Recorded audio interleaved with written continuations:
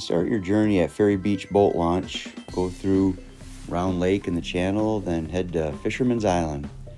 When you arrive, you'll find a peninsula that points out towards the island, and tucked in that peninsula is a bunch of sand dunes and soft beach. This is the Fisherman's Island mainland. You can see the sand dunes and the gradual sloping to the water's edge. In the water, it's very gradual and shallow, which allows volleyball games and throwing the frisbee or easy walking.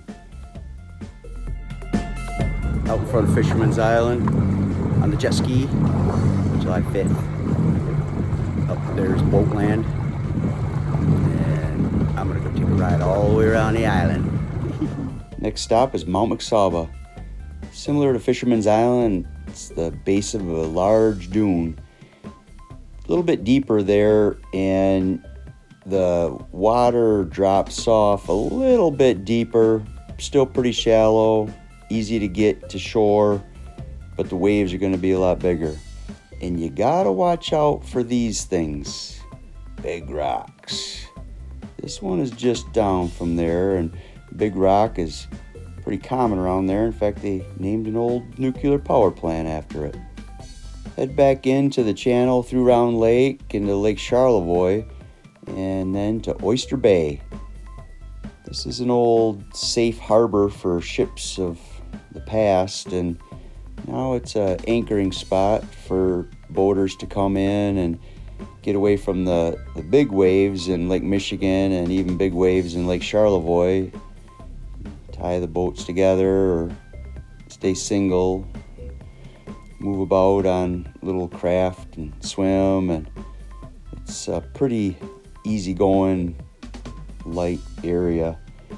When I speak of the old safe harbor, you can see in the back of the harbor there, your Oyster Bay, you can see the remains of a ship that didn't make it too far. So this is a spot where you'll anchor. It's gonna not be shore accessible, but you can move from boat to boat and enjoy your time. If you get hungry or want to get a cocktail at the bar, you can head over to Ironton, which is at the north end of the south arm. You might be greeted by the Ironton ferry that carts cars across.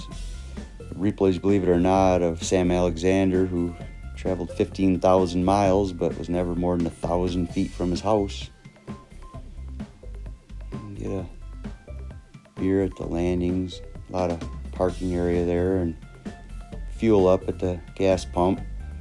It's a pretty nice spot to gather and no wake area.